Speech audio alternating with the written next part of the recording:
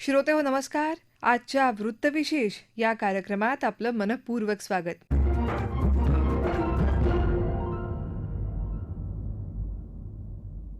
श्रोतेहो, आपल्या भारत देशाला एक मोठी संस्कृती आणि परंपरा आहे. या जीवनव्यापी संस्कृतीचा एक भाग आपल्या ग्रामीण भागातल्या कलाकारांचाही आहे. देशाच्या विविध भागात कलात्मक हस्तव्यवसाय केले जात होते आणि आजही केले जातात. हातमाग उद्योग हा त्यातलाच एक. या उद्योगांना हजारो वर्षांची परंपरा आहे. त्यात कलात्मकता, कौशल्य आणि उच्च दर्जा यांचा मेळ साधला गेलेला आहे. आपल्या देशाला विविध हातमाग वस्तू यांची एक मोठी परंपरा आहे. ग्रामीण भागात हे रोजगार निर्मितीचं एक मोठं साधन आहे. सध्या तर या उत्पादनांनी जागतिक बाजारपेठेतही आपलं स्थान मिळवलेलं आहे. आज राष्ट्रीय हातमाग दिवस. या निमित्ताने या हातमाग उद्योगाविषयी आपण आजच्या वृत्तविशेष या कार्यक्रमात जाणून घेणार आहोत. केंद्र सरकारच्या वस्त्र विभागाचे उपसंचालक संदीप ठुबरीकर यांच्याकडून. भारतात सर्वात मोठ्या कुटीर उद्योगापैकी एक हातमाग आहे. देशातील सुमारे 35.22 लाख विणकर आहे आणि त्याच्यात जवळपास 72% महिला कामगार आहेत. त्यामुळे महिला सक्षमीकरणाची म्हणजे ह्या उद्योगाची महत्त्वपूर्ण भूमिका आहे. आणि हा उद्योग पर्यावरणपूरक आहे, ऊर्जा बचत करणारा आहे आणि शाश्वत विकासाला पूरक आहे. वैशिष्ट्य याची ही आहे की कमी भांडवलमध्ये सुरू करणारा उद्योग आहे. पारंपरिक कौशल्यावर आधारित उत्पादन आहे. प्रत्येक वस्त्राची रचना वैशिष्ट्यपूर्ण व कलात्मक आहे. नैसर्गिक आपण म्हणू शकतो की धागा जो आहे, नैसर्गिक रंगाचा वापर याच्यात करण्यात येतो आणि ग्रामीण व लघुउद्योग आहे त्यांना स्वावलंबी बनवणारा हा उद्योग आहे. केंद्राची याच्यात खूप मोठी भूमिका आहे आणि विकास आयुक्त हतकरगा, भारत सरकार वस्त्र मंत्रालय हे एक केंद्राचं विभाग आहे जे की प्रत्येक स्टेटमध्ये एक ऑफिस आहे त्याचं, विवर सर्व्हिस सेंटर म्हणून. आणि हे विवर सर्व्हिस सेंटरच्या माध्यमातून जे विणकर आहे त्यांच्या सर्वांगीण विकासासाठी विविध योजना राबविल्या जाते. जसं विणकरांना अपग्रेडेड हँडलूम्स मिळण्यासाठी एक हतकरगा संवर्धन सहायता योजना राबवल्या जाते. त्याच्यात त्यांना 90% सबसिडीमध्ये हातमाग पुरवल्या जाते. याच्यामुळे जे विणकरांना आहे अपग्रेडेड लूम्स मिळतात, त्याच्यामुळे त्यांचं प्रोडक्शन वाढते.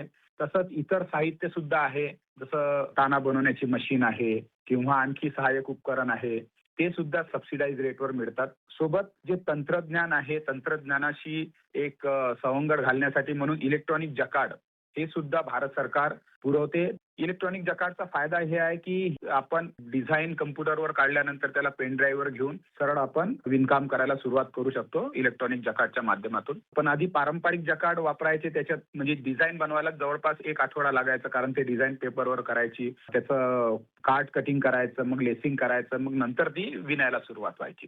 तर ही अशी एक गुंतागुंतीची प्रोसेस होती, ती खूप सोयीस्कर झालाय. त्याच्यामुळे विणकरांचं जे वेजेस आहे त्याच्यात सुद्धा वाढ झालेली आहे. सोबत विणकरांना सोलर लाइटिंग हे सुद्धा 90% सबसिडीमध्ये दिलं जातं. सोबत त्यांना वर्कशेड सुद्धा दिला जातो. जर ते पडकं असेल किंवा तुटलं असेल तर त्याला 1,20,000 सुद्धा अनुदान दिले जाते. SC, ST आणि महिला बुनकरांना हे अनुदान 100% आहे. आणि जर कोणी OBC असेल किंवा जनरल व्ह्यूवर असेल किंवा मेल व्ह्यूवर असेल तर त्याला ते 75% अनुदान दिलं जातं. सोबत जर विणकरांचे मुलं कुठे टेक्सटाईल इन्स्टिट्यूटमध्ये शिकत असतील तर त्यांना 2 लाखापर्यंत छात्रवृत्ती सुद्धा दिल्या जाते. तर याच्यामुळे काय, त्यांची मुलं टेक्सटाईलमध्ये उच्च शिक्षण घेऊ शकतात. जर विणकर 60 वर्षाच्या वरती आहे, त्यांचं जे आमदानी आहे 1 लाखाच्या कमी आहे आणि त्यांना राज्य सरकार किंवा केंद्र सरकारची कुठलीही पुरस्कार मिळाले असेल तर त्यांना फायनान्शियल असिस्टन्स, अर्थसहाय्य म्हणून त्यांना 8,000 रुपये प्रतिमाह दिल्या जातं. तर याच्यामुळे काय होतं की विणकरांना भारत सरकारकडून जी सहायता मिळते त्याच्यामुळे ते ह्या क्षेत्रामध्ये एक आकर्षण निर्माण होते. त्यांना समर्थ योजनेच्या अंतर्गत प्रशिक्षण सुद्धा दिलं जातं आणि त्याच्यामध्ये याच्यात आकर्षक संधी त्यांना दिसते आणि ते विणकर हे जे व्यवसाय आहे त्याच्यामध्ये चांगले कामं करू लागले आहेत. श्रोतेहो, भारतातील हातमाग उद्योग हा अनेकांच्या रोजगाराचा एक मुख्य स्रोत आहे. ग्रामीण अर्थव्यवस्थेत महत्त्वाचं स्थान असलेल्या या हातमाग उद्योगाला प्रोत्साहन देण्यासाठी आणि त्याद्वारे लोकांना आपल्या पायावर उभं करण्यासाठी सरकारतर्फेही अनेक योजना राबवल्या जात असतात. या योजनांविषयी संदीप यांनी माहिती दिली. ते म्हणाले, एक्सपोर्टला चालना देण्यासाठी किंवा वाढवण्यासाठी विकास आयुक्त हातकरघा वस्त्र मंत्रालय यांच्याद्वारे एक HEPC म्हणून हँडलूम एक्सपोर्ट प्रमोशन काउन्सिल याची स्थापना करण्यात आली आहे, ज्याच्याद्वारे जे हातकरघा विणकर आहे त्यांना परदेशात प्रदर्शनी करण्यासाठी त्यांना संधी मिळते. त्याचं जे काही जाण्या येण्याचा खर्च आहे, स्टॉलचा खर्च आहे, तो सगळा भारत सरकार वहन करतो. तिथे त्यांना बायर सेलर मीट केल्या जाते, म्हणजे जे विदेशातले जे बायर्स आहे त्यांची भेट घडवल्या जाते. त्यांना एक प्लॅटफॉर्म उपलब्ध करून दिला जातो की ते आपलं जे प्रोडक्ट आहे हँडलूमचे त्यांनी जे काही विकसित केले आहे प्रोडक्ट, ते डायरेक्ट बायर सोबत चर्चा करतात आणि जे काही बायर्सच्या गरजा आहे त्या त्यांना हातकरघाच्या साहाय्याने म्हणजे त्यांना फुलफिल केलं जातं. ती याच्यामध्ये वेगवेगळे एक्झिबिशन आहे, जसं हेम टेक्सटाईल जर्मनी आहे, न्यूयॉर्क फॅशन शो आहे किंवा टेक्सटाईल फेअर इन जपान आहे. तर असे वेगवेगळे इंटरनॅशनल एक्झिबिशन याच्यात त्यांना पार्टिसिपेट करायसाठी प्राधान्य दिलं जातं. आणि याच्यासोबतच ब्रँड प्रमोशन आहे, प्रोडक्ट कॅटलॉग आहे, मार्केट स्टडीज आहे किंवा एक्सपोर्ट प्रमोशन कॅम्पेन आहे, बायर आउटरीच प्रोग्राम, हे सुद्धा प्रोग्राम राबविले जातात, जेणेकरून जे हातमाग विणकर आहे त्यांना ह्या प्रोग्रामच्या माध्यमातून त्यांचे जे काही प्रोडक्ट आहे ते विदेशातल्या बायरपर्यंत ते पोहोचवू शकतात. सोबत इंडिया हँडलूम ब्रँड सुद्धा हे एक भारत सरकारने सुरू केलेलं आहे. याच्या माध्यमातून जे काही कापड आहे त्याची गुणवत्ताची म्हणजे जाच होऊन किंवा टेस्ट होऊन त्यांना एक हँडलूम ब्रँड लेबल दिलं जाते. म्हणजे ज्या कपड्यांना हँडलूम ब्रँड लेबल मिळतं ते उच्च गुणवत्तावाले कपडे असतात.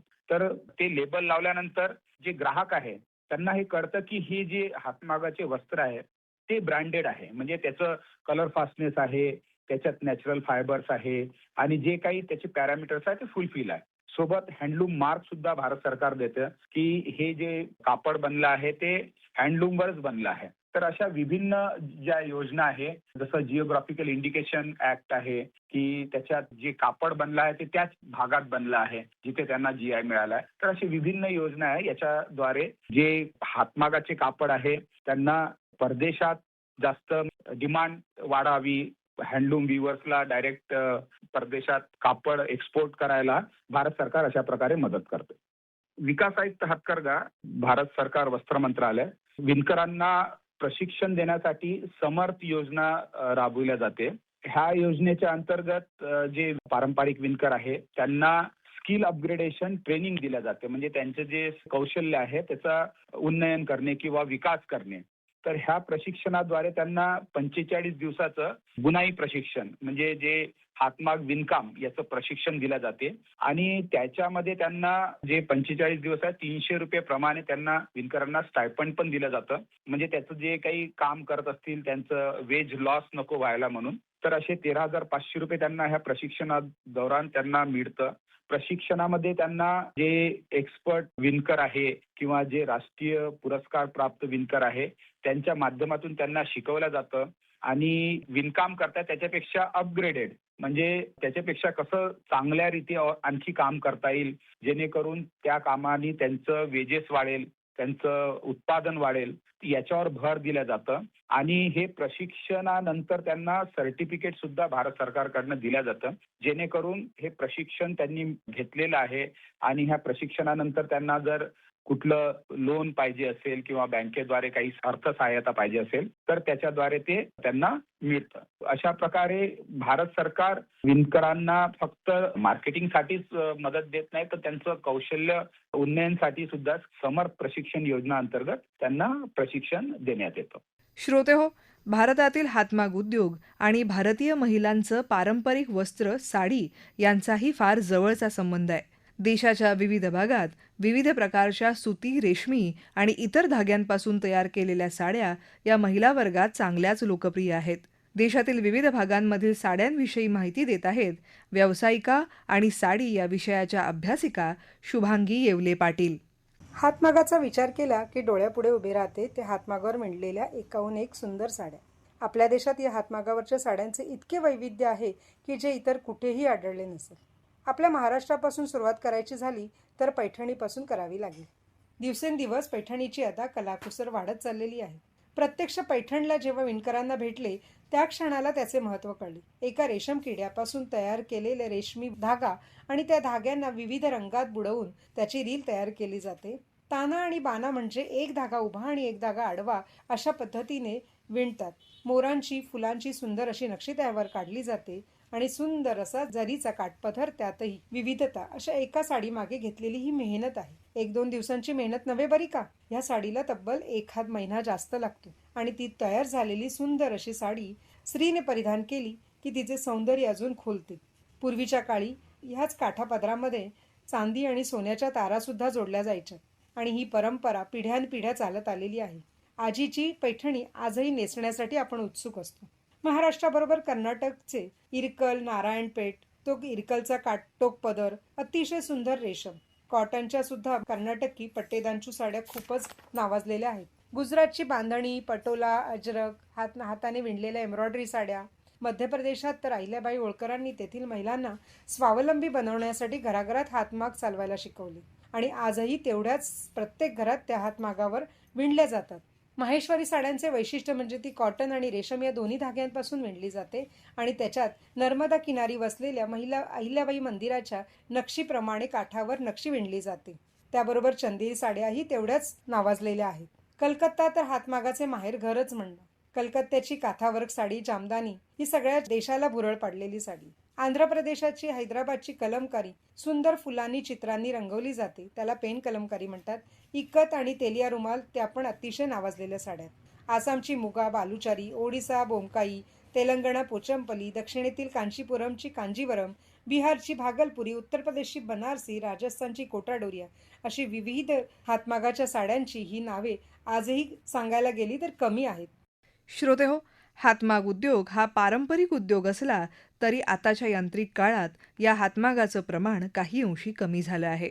मात्र या पारंपरिक वस्त्राविषयी सध्याच्या तरुणाईमध्येही असलेलं आकर्षण आणि त्यांची वाढलेली मागणी याविषयी पिढीजात या व्यवसायात असलेले राजेंद्र मांडवकर यांनी आकाशवाणीला माहिती दिली. ते म्हणाले, आम्ही पूर्वीपासून 100 वर्षापासून आमचे आजोबापासून आमचे हातमाग होते.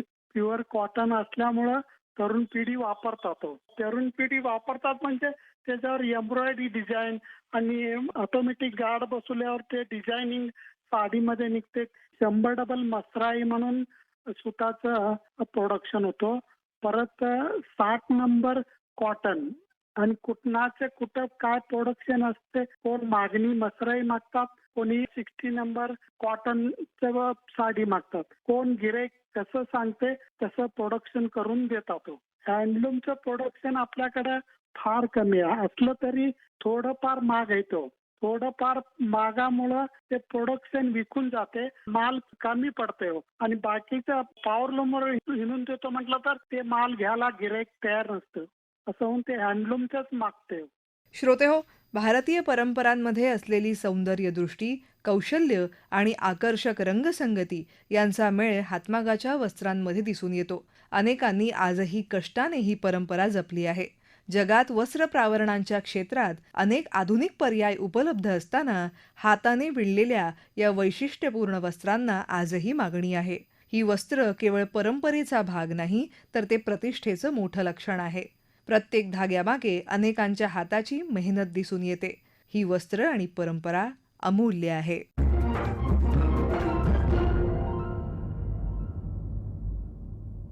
श्रोतेहो, आपला वृत्तविशेष हा कार्यक्रम आपण न्यूज ऑन AIR या ॲपवरही लाईव्ह ऐकू शकता. यासोबतच आमच्या मुंबई एअर न्यूज या YouTube वाहिनीवर कार्यक्रमाचं ध्वनिमुद्रण आपल्याला कधीही ऐकता येईल. याबरोबरच आजचा वृत्तविशेष हा कार्यक्रम संपला. हा कार्यक्रम आकाशवाणी मुंबईच्या प्रादेशिक वृत्त विभागानं सादर केला. संपादन आणि सादरकर्त्या संगीता गोडबोले, प्रसारण सहाय्य शीतल जाधव, लेखन आणि समन्वय सोहम नलावडे आणि निवेदन रश्मी पाटकर.